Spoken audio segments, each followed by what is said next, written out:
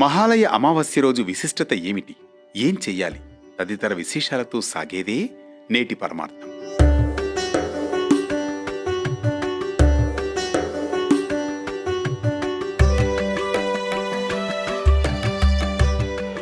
September 20వ తేదీ శనివారం మహాలయ అమావాస్య. భాద్రపద మాసంలో వచ్చే అమావాస్యను మహాలయ అమావాస్య అంటారు.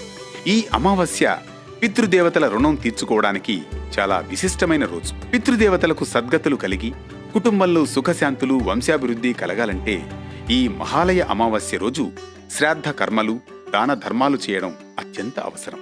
ఈ మహాలయ అమావాస్య ప్రత్యేకత ఏమిటంటే, ఎవరైనా ఒక చనిపోయిన వ్యక్తి ఏ తిథిలో చనిపోయారో మనకు తెలియకపోయినా వారు గతించిన ఏడాదిలో చనిపోయిన తిథిలో శ్రాద్ధ కర్మలు చేయలేని వాళ్లు ఈ మహాలయ అమావాస్య రోజున శ్రాద్ధ కర్మలు నిర్వహించవచ్చు. అలా చేయడం వల్ల పితృదేవతల ఆశీస్సులతో పాటు శుభ ఫలితాలు కలుగుతాయని మన పురాణాలు చెబుతున్నాయి. వాస్తవానికి ప్రతి ఒక్కరూ గతించిన పితృదేవతలకు అమావాస్య రోజు తర్పణం వదలాలి.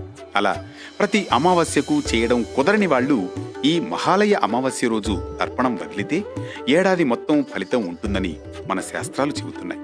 మన తెలుగు పంచాంగం ప్రకారం ఏడాదిలో 12 అమావాస్యలు వస్తాయి. సాధారణంగా ఈ 12 అమావాస్యలు పితృదేవతలను పూజించేందుకు శ్రేష్టమైనవి.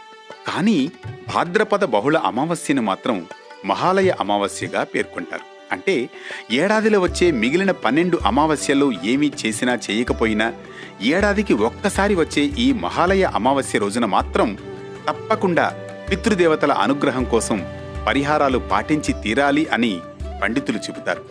ఈ అమావాస్య రోజు చేసే పితృదేవతారాధన వల్ల ఏడాది మొత్తం ఫలితం ఉంటుందని కూడా చెబుతున్నారు.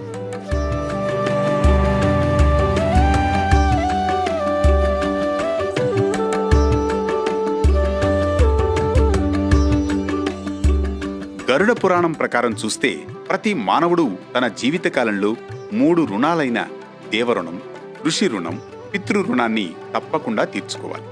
వీటిలో పితృరుణం తీర్చుకునే అవకాశం మనలో ప్రతి ఒక్కరికి ఉంటుంది. అంటే పితృదేవతలకు శ్రాద్ధ కర్మలు భక్తి శ్రద్ధలతో నిర్వహించడం, అమావాస్య రోజున తర్పణాలు విడవడం, పితృదేవతల పేరిట దాన ధర్మాలు చేయడం వంటి సత్కర్మలు మనం చేయడం ద్వారా పితృరుణాన్ని తీర్చుకోవచ్చు.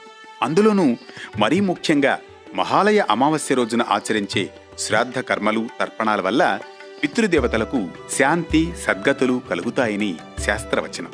మహాలయ అమావాస్య నాడు పితృదేవతలు సంతతి ద్వారం దగ్గరే నిలబడి ఆశీర్వాదం కోసం ఎదురుచూస్తూ ఉంటారు. శ్రాద్ధం చేయకపోతే దీవెన బదులుగా శాపం లభిస్తుంది. ఈ సమయంలో చేసే అన్నదానం అక్షయ ఫలాన్నిస్తుంది.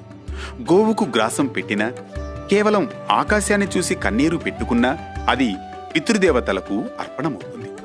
మహాలయ పక్షంలో శ్రద్ధతో చేసే అన్నదానం అనంత కోటి యజ్ఞఫలాన్ని ఇస్తుంది.